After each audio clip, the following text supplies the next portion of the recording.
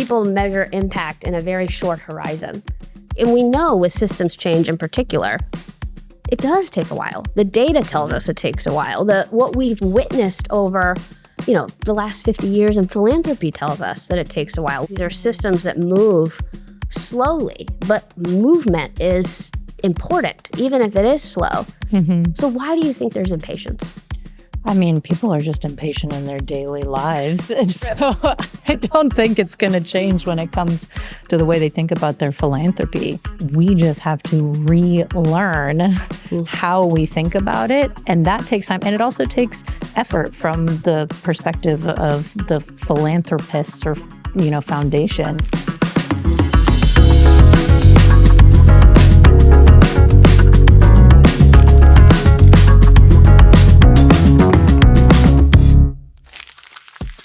Welcome to System Catalyst, the show that cracks the code on making the world a better place. I'm your host, English Sall, and today I have two guests. Rachel Markham and Cedric Dageville are husband and wife, friends of mine, and principals at the Patchwork Collective. They work directly with partners to fund and support community-led organizations, championing trust-based philanthropy and programs built in close collaboration with the people they serve. When they're not working, you might find them underwater. Both are avid scuba divers, and Cedric captures the ocean through his lens as a marine photographer. Have you taken any good pictures lately, Cedric? Oh, that's a good question. I have. We haven't gone diving enough recently, but we're leaving in 5 days right after Climate Week. We're going to Indonesia for 2.5 months, something like that, for a big dive trip. So we're very excited about that. So There'll be a lot more photos coming soon. Oh, I hope to get sent all of them. Yeah, be careful. Maybe not all of them. Okay, it is a lot. Yeah. A curated list. Perfect. Awesome. Well, I'm going to jump in with some really hard-hitting questions, you guys. I'm so excited to have you on the podcast. Thanks for having us. First, and this question has actually been burning in my mind since when we met way back in Oxford earlier this year. Way back, many months. How did you guys meet? We met in university. We both went to McGill. We met on the very first day of university. We were in the same dorm. On the front steps of the dorm. Yes. We just met that first day, and then we became friends. A fun fact, actually, is that we've only ever lived in the same building, because we lived in the dorms together, and then we moved in to an apartment together, like in our second year, and then we've lived together ever since. So I noticed her because we were all coming back, and I heard someone loudly complaining about how disgusting sugar-free pudding is, and wondering why it would even exist when all you want out of pudding is sugar. Yeah. And I turned over, and there was Rachel. And I always tell people it was love at first sight for one of us. Yeah. Well, that tracks though on sugar-free pudding. It's not. Why do they bother? I don't know. Yeah. It's like sugar-free Jell-O. Eat some fruit. What else is instead. there? Yeah. Fair. Yeah. So, well, that's very sweet. And so you guys then from there moved to Hawaii? From there, essentially we did move to Hawaii. Once we decided to get married, we moved to Hawaii having never even visited before. We just decided to move there. Rachel was waiting for her green card. Can't work when you're waiting for a green card. You can't leave the U.S. Yep. So we thought, where's the best place to live in the United States if you can't work and you can't leave? I was like, Hawaii. Everyone wants to go to Hawaii. That's awesome. Yeah, so we lived on a mango farm for a year. And then once I got my green card, then we moved to San Francisco, and then we moved back to Hawaii again. Nice. That's awesome. Yeah. And so at what point in that trajectory did you both learn to scuba dive? That was actually, it's been pretty recent, maybe 2-3 years ago. We were big into free diving and snorkeling and all of that. And I mean, personally, I was kind of like, ooh, scuba diving, so much gear, so much stuff. And all you hear about is like people getting decompression sickness. And you're like, oh, I don't know if I want to bother. But Cedric's dad, Benoit, has been he's a huge scuba diver. Obsessed. And he kept telling us, like, you have to try it. You're going to love it. Like, just do it. And then one of our friends actually gifted us our certification. And so we just went and did it. And then we fell in love with scuba diving. So thank you, Benoit, for pushing us to do it. And thank you to Winton for getting us our certification. Amazing. That's awesome. That's very cool. I've heard a lot of people who were very hesitant in the beginning with scuba diving, then do it and are like, it's actually like the most peaceful thing. It's amazing. It's just so meditative. Mm-hmm. Yeah. That's awesome. Come out to Hawaii. We'll certify you. Yeah, okay. Mm-hmm. Sounds good. I'm there. Yeah, Cedric's a dive master now and everything. He's really taking it to a whole nother level. I just like to float around and be friends with the fishes. Cedric actually likes to like lead people and bring them into the diving community. I just like to look at my fish friends. I might be in your camp, just like the coral and the fish and just hanging out. This is what Cedric says all the time is the scuba diving, it opens up like so much more of the world to explore, which is just amazing. Yeah. Mm-hmm. That's awesome. Very cool. Well, so guys, tell me a little bit about the Patchwork Collective. How did it get its name? And also, what is it that you do? Yeah, so the Patchwork Collective is basically my family's philanthropic foundation. My mother founded it in 2020, just a couple months, 2020, 2021. Mm-hmm. Really just a few months after our company Snowflake went IPO. My parents signed the giving pledge and decided that it was very important for them to give away the majority of their wealth before the end of their lives. So we founded the Patchwork Collective. The way it got its name is actually great. My mother does a lot of mosaics, and she does a ton of mosaics and was in at the time. We were looking at different logos, and I think it was my father who really liked this certain logo because it looked a lot like the mosaics that she makes. And she really wanted the word collective because her whole vision and the ethos is, how do you bring people together? How do you bring communities together? How do you support people in their communities? And so I think, I don't remember, patchwork, quilt work, it was always this idea of, there was several things in that kind of area. Yeah. I think mosaic was already taken. Patchwork Collective, and super, super excited about it. And what we do is really the idea. We've done a lot of things in that time. Shout out to my mom for having really, really sort of taken it by the reins, jumped in and done a lot in those first years. We call ourselves a climate first foundation, wherein we really, really look at how do you support climate focused activities, but then also look at humans and communities as central to the climate around them. So if someone really that planetary health, right? If someone isn't healthy, then they have to be extractivist to the environment around them. If the environment around them isn't healthy, then humans aren't healthy, and the cycle of perpetually goes on. So I'd say that's a big focus of ours. And then this idea of justice has always been central to anything that my mother does.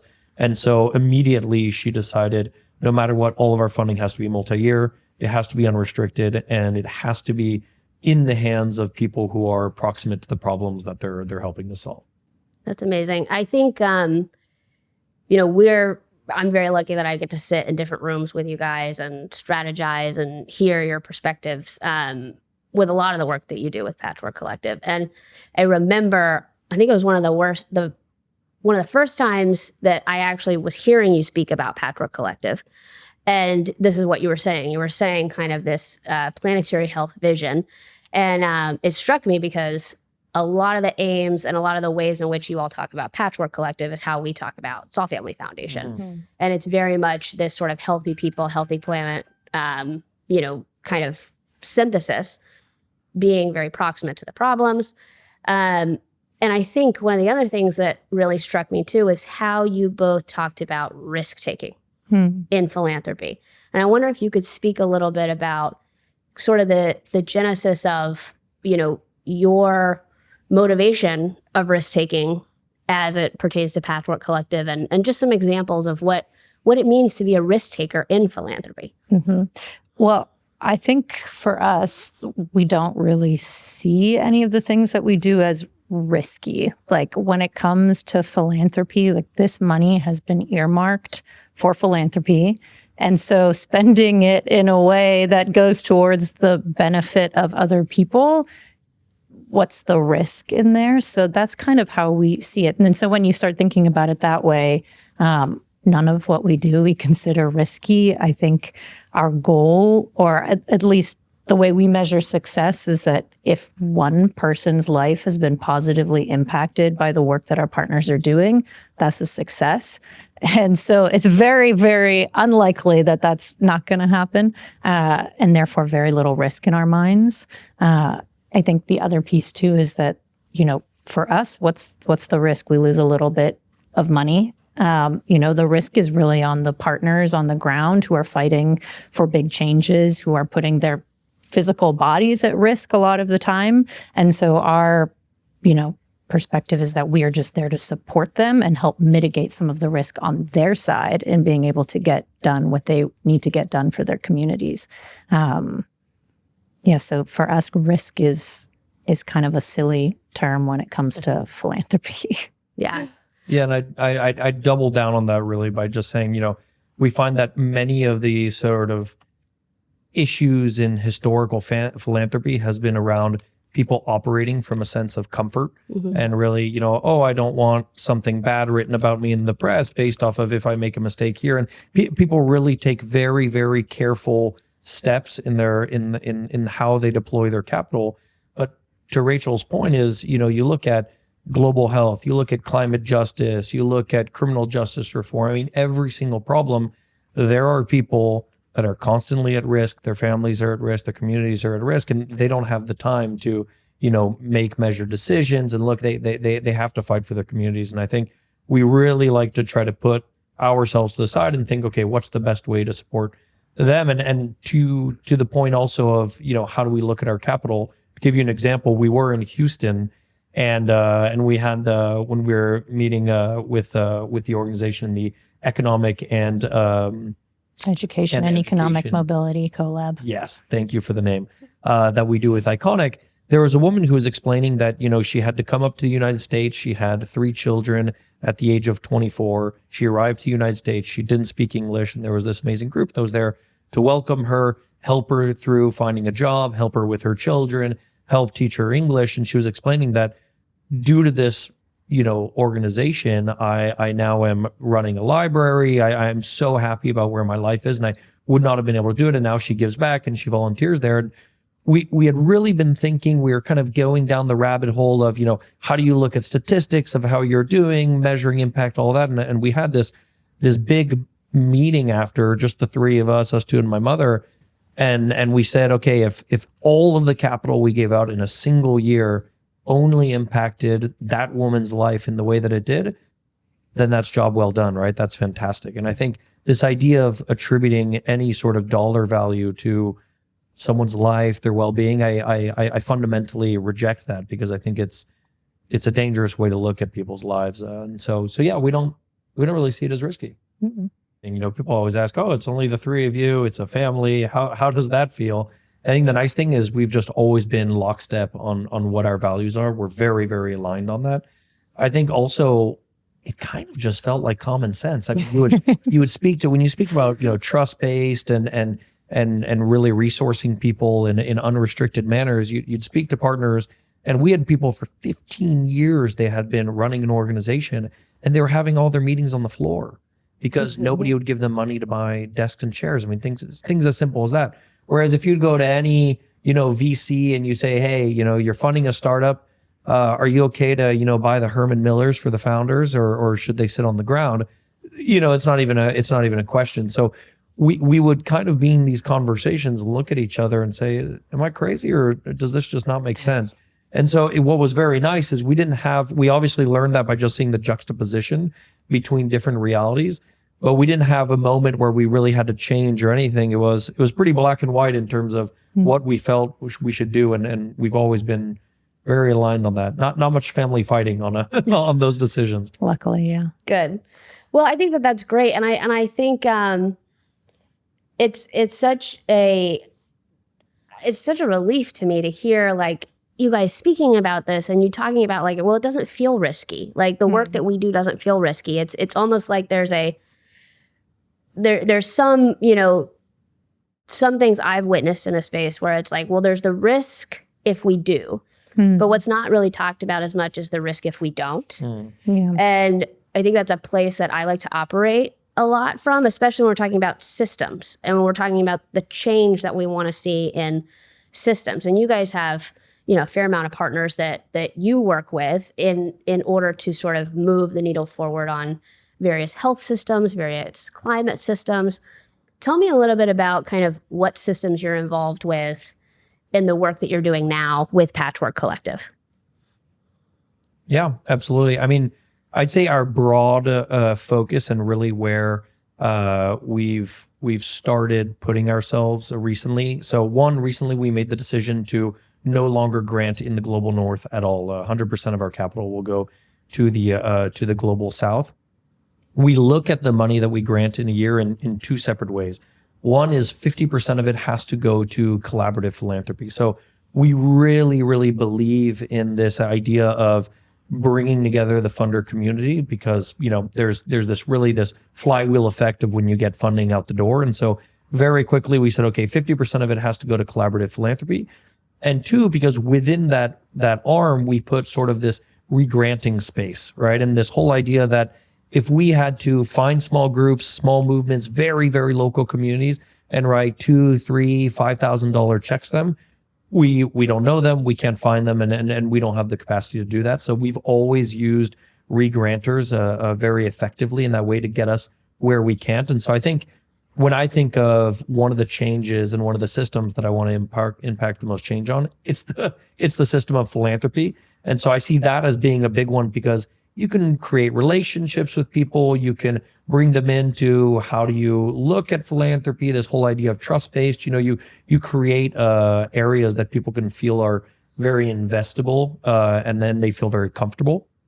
And then on our partner side, what we look at is, I'd say, broadly areas of global health and climate justice. And so there it's been really about how do you look at movements? How do you look at resourcing people who are on the ground, who are bubbling up movements in their communities and in their governments throughout their society? I think one of the big things we've noticed, and it's always something that we talk a lot to people about, is you have to be patient, right? I think a lot of this idea in philanthropy is, what's the result now? Let's get the vaccines out the door. All of this is very, very quick. But the one thing with systems change is you have to be in for the long haul, right? It doesn't happen overnight, right? And so I think that we've noticed across those two sectors, it's been all about how do you find people who are very embedded in their communities and then resource them and then look and be very open and say, hey, you have my capital. We believe in what you're doing. Are there other ways that we can help you achieve your goals?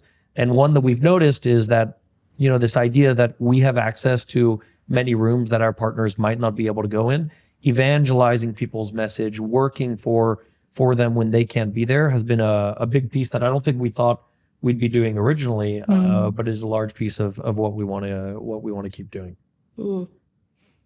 That's awesome. So you said two things that I think are really interesting. So one is this sort of patience piece, right?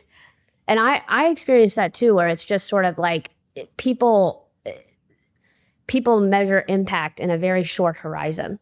And so I'm curious, really, like, from what you've seen in this space, why do you think that is? Like, why do you think, and we know with systems change in particular, it does take a while. The data tells us it takes a while. What we've witnessed over, the last 50 years in philanthropy tells us that it takes a while with global health, with climate, all of these things. These are systems that move slowly, but movement is important, even if it is slow.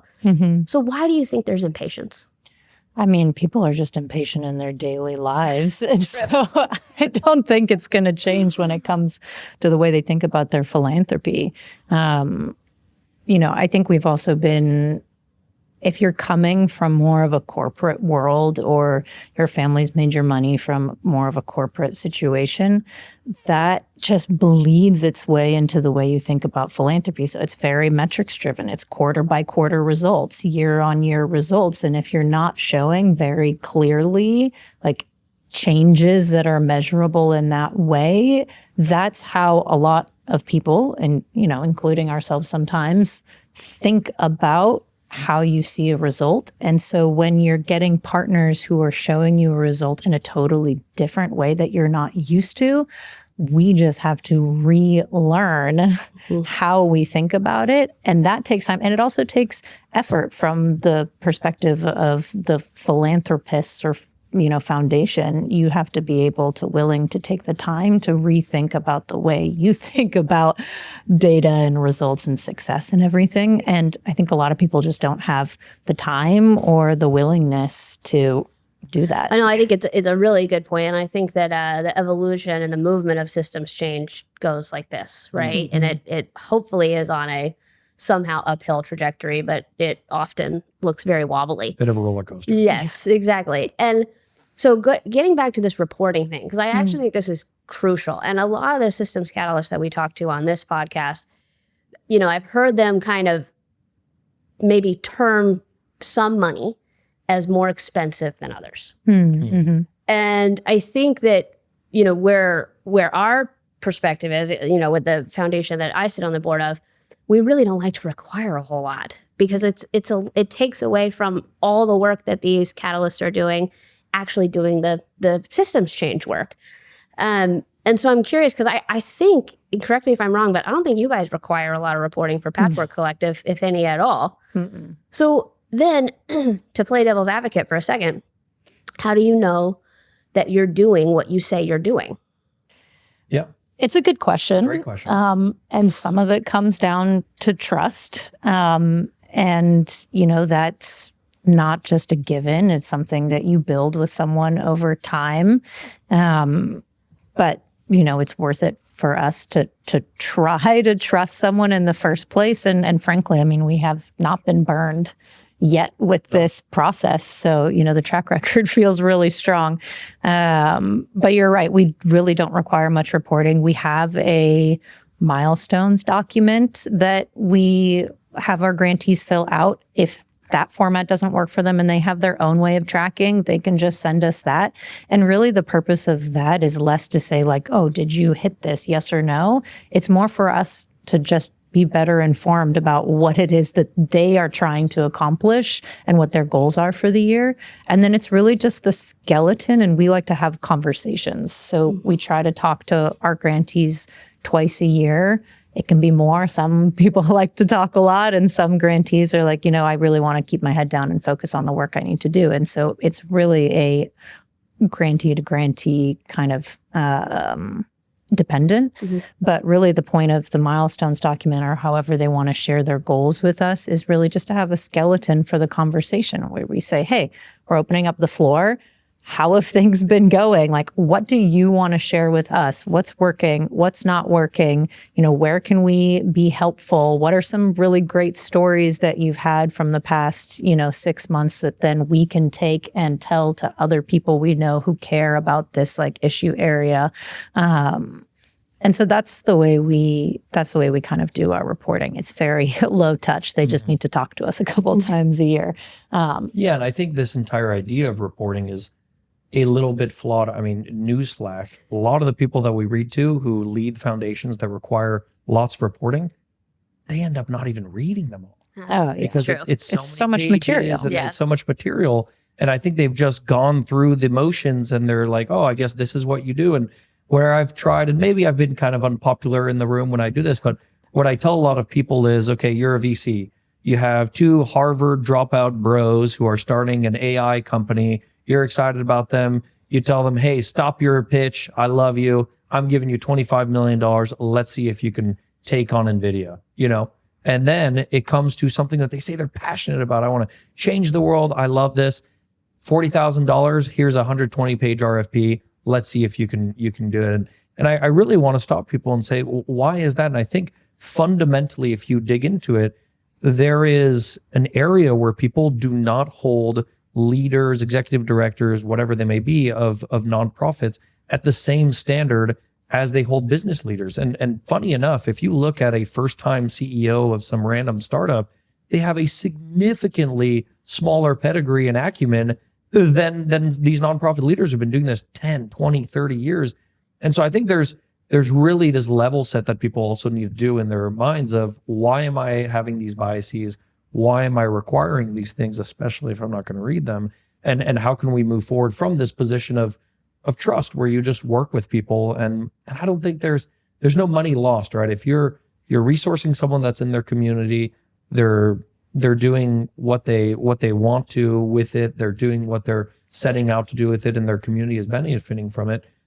That's fantastic. If it ever goes in a direction where you have concerns, well, as long as you're in good communication, you can address them and pivot if needed. But I think, yeah, we've had a great I really find, for me, when I'm able to catch up with like our grantees and stuff, I actually love the calls the most when they do want to vent, when they're like, I actually have like this really big issue, and I'm like, oh, I'd love to help you solve this problem. And if I don't know how to solve it, maybe I know somebody who does, Right. And I think that that's a huge benefit that a philanthropist or a funder can provide, but it only works if you provide a trusted space, Yeah. right? So have you been in situations where maybe you were in partnership with somebody and they didn't quite trust you yet, or there was maybe a difficulty in breaking down those walls? And I'm just wondering how you dealt with that. It's coming down to this communication and being very clear. We are now trying to be very clear from the outset of our relationship with a grantee, kind of what that partnership is going to look like long term. Yeah. Because I think the one thing we've really learned from kind of jumping into this is that if you don't set that expectation ahead of time, you can get into these scenarios where you're thinking one thing, they're thinking another thing. Maybe you didn't communicate properly with one another. And then now, like, especially in scenarios where, we're not going to continue to fund an organization and they just kind of expect that it's going to be in perpetuity. And you're like, ooh, big disconnect there. How did that happen? So just being very clear from the beginning what a partnership is going to look like. I think that just helps build trust. We also made a strategic pivot around that point, because at the beginning we thought no one wants to see us. The money is the only thing that's valuable, and we will put the money into something and then we will scurry away and leave them to do their work, right? We didn't want to get in the way. And we spoke to almost every of our partners, resoundingly said, we would love your perspective. We would love your help outside of just dollars. We'd be very interested in how you approach this. What are other philanthropists saying, all this? And we realized that this idea of being, unreachable and, just, hey, the money's there, we're not asking much in return, we're very helpful, was actually not great. And so we made this pivot to the milestones document that Rachel helped create, because it was, okay, we need to be more partners here, right? We need to be much closer to the work. And I think that's been, one, it's been great for us. You feel much closer and you're able to have really long-standing relationships with folks. But two, you learn so much more, which is really, really great. Well, and I think it shows and how you all not only have collaborated with your various grantees and partners, but also in the space of philanthropy.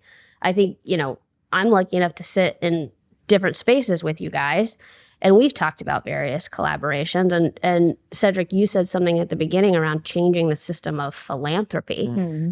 And I'd love to hear a little bit more, like, what does that mean? What does that look like for you? Because I would consider both of you not only in the space of funding system catalysts, but actually working to change a system yourselves and catalyzing a new age of philanthropy and how we give money, how we do trust people, how we think about, contribution versus attribution. Right. Mm-hmm. And so, tell me a little bit more about what you're doing more kind of as evangelists for a new philanthropic era. Yeah, I'd say we like to think about it as philanthropic activism, right? The idea is really, if there has been an issue, let's call it an issue within the world of philanthropy in terms of how do we give money, how do we attribute results to those money? Is it very colonial, right? How are we looking at who holds the power in a funding relationship? All of these things, we thought, how are we able to do this? Because what's very interesting about philanthropy is there are no market pressures,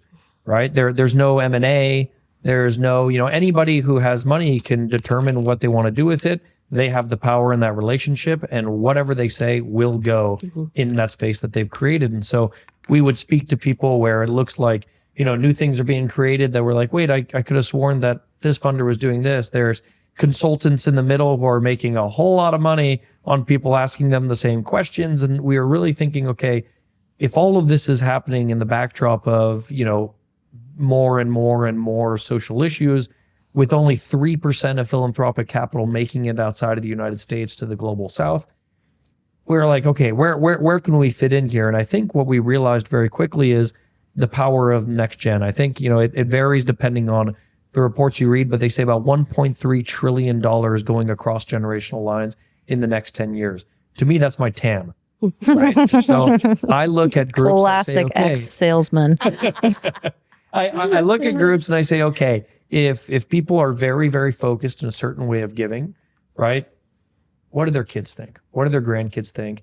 And I think it's very interesting because the conversations we've had there are very open in terms of, hey, I don't necessarily think this is right, or I'd love to look at this with a new perspective.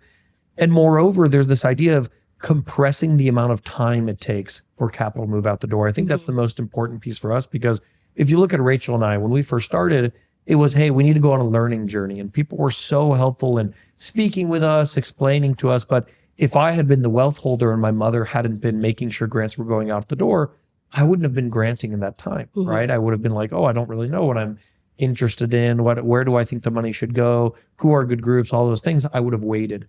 And so for me, all these people that I call, financially adjacent, right? Where maybe they have a trust, maybe they have a foundation where they're trustees, or all the different things that might happen, where one day they have wealth that they know they want to be giving in philanthropic causes.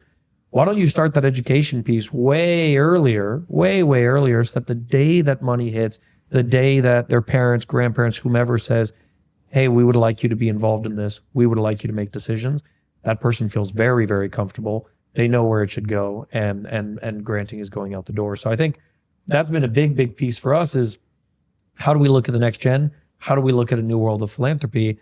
And then two, to your point about, all the piece around trust-based and all that, is how do you just go in rooms that we have access to and just challenge people, right? Maybe I'm not going to make as many friends, and that's unfortunate, but I would love to just, people need to be challenged in the way they think. And it's true. You're speaking to people who are very large wealth holders, CEOs, founders, all these things. They don't frequently get told, hey, the way you're thinking isn't that good, right? It's not a position they're frequently put in.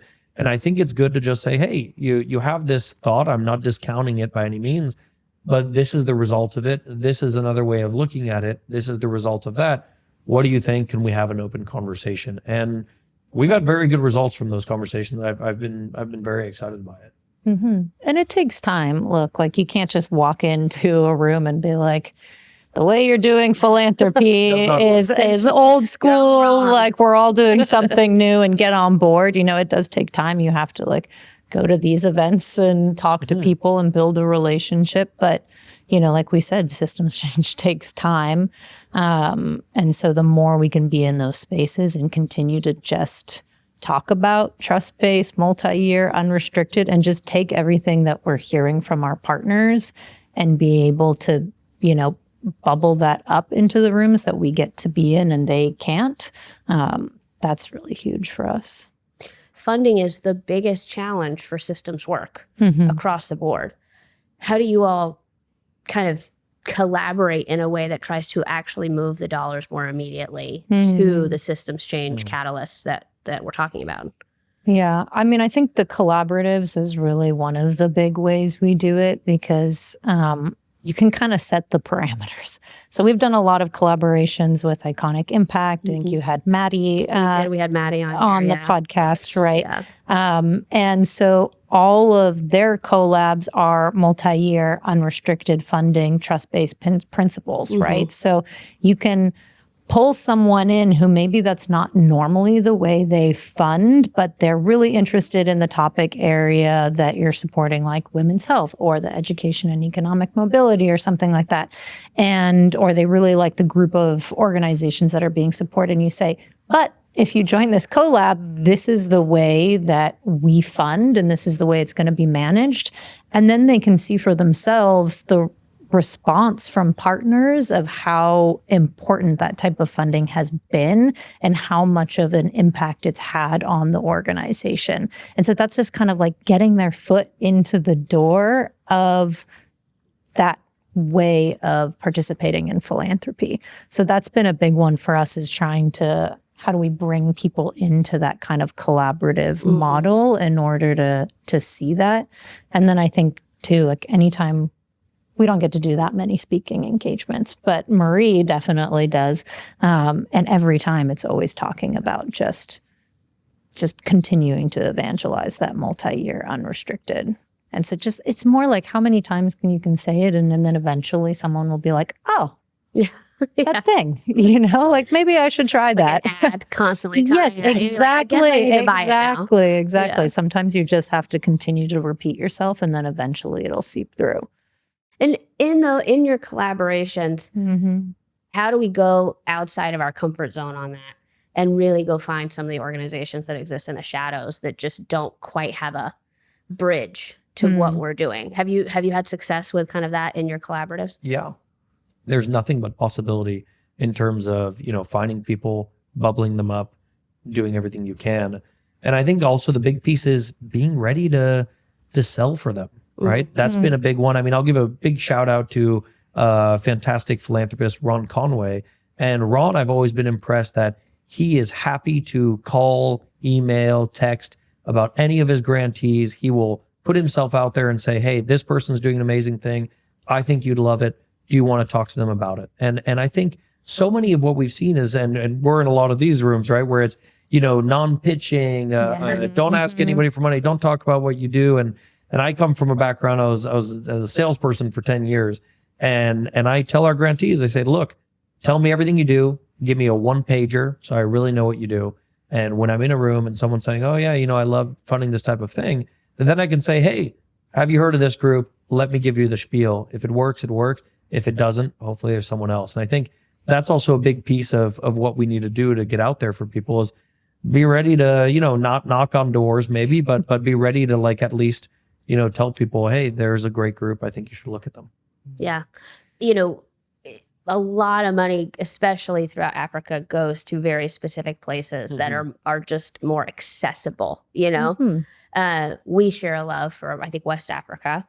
I adopted my girls from Liberia. And there's a huge need for what you're saying, these sort of unrestricted dollars in places that just don't get a lot of attention. And I think that something that comes with that kind of focus on looking at the places that don't usually end up in the spotlight is you also have to be flexible or creative in how you give money, right? It might not be through a direct C3 that hits all of the boxes that we all, understand and are aware of. And so I guess I have two questions. One is, do you have advice for funders, specifically for funders who do feel a little bit of trepidation or maybe haven't been lucky enough to engage in a really trust-based relationship with their grantees or with their partners? Like, what advice do you have for them who really want to be where you all are with how you're dispersing your funds? Just try it, pick a grantee. You're starting to sound like my mom. Well, she ends all her speaking engagements with looking right at the crowd and just says, just do it. Yeah. Nike's going to not trademarked, but yeah. Well, just try it, right? It's like, if you find an organization you think is interesting, that you like what they do, try building a trust-based relationship. Try giving them unrestricted funding and just see how it feels. It doesn't have to be a huge grant, but, start with something, get your feet wet, and then talk to your partners about it. Like, ask them what the difference would be to receive this type of funding. Ask them how to build trust with other partners. We might have a specific way that we think builds trust for ourselves in our grantees and our partners, but they also have to have trust in us for the relationship to work. So asking them and having very open conversations about how do we build the trust, that I think is my advice, is just talk to people. They usually have a good answer. And it requires us as philanthropists to be vulnerable. Yeah. And that's, you know. I know it's not easy. Yeah. I'm very, like, woo, just do it. But, like, I'm not saying it's not going to be difficult, but I think it's important. If you want to get to that place, it does require some work on our part. Yes. I couldn't agree more. This has been so wonderful, guys. This has been so great. Do you have any final last words, hope for the future? For us, I think a big hope for the future is just a big focus on kind of youth-led movements. There's a whole nother generation of people coming in who are thinking about things in a different way, who have many different tools than we had or have or understand. And, they're going to build the world that they want to see. And so being able to support them into doing that, that's really exciting and hopeful for me at the moment. Yeah. And for me, I would say, every time we go on a site visit, anytime we see someone, that's where, if your cup has been going down a little bit, it overflows and overflows, because you'll see people in very difficult situations.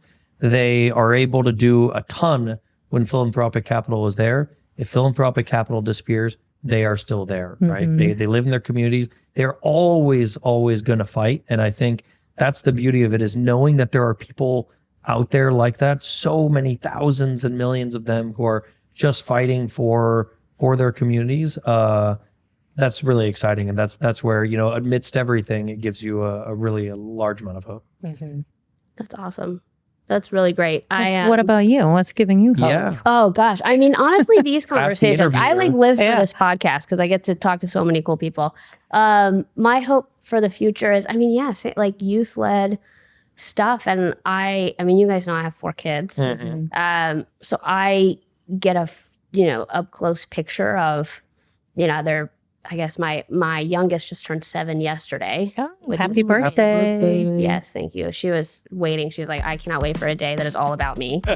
And wait until she learns about the birthday month. Oh yeah, no, that's dangerous. we already got a whole week. But yeah, so 7, 8, 9, and 10 are their ages, and I see it every day with them too, of just sort of thinking about being a part of the world that they want to build. And I think that's really exciting. And so I'm very excited about your kind of youth-led stuff. And I really hope to have you guys back to give us an update and tell us all about what you're learning and doing. And thanks for being such catalysts in the world of philanthropy and climate and health. Thanks for having us. This is great.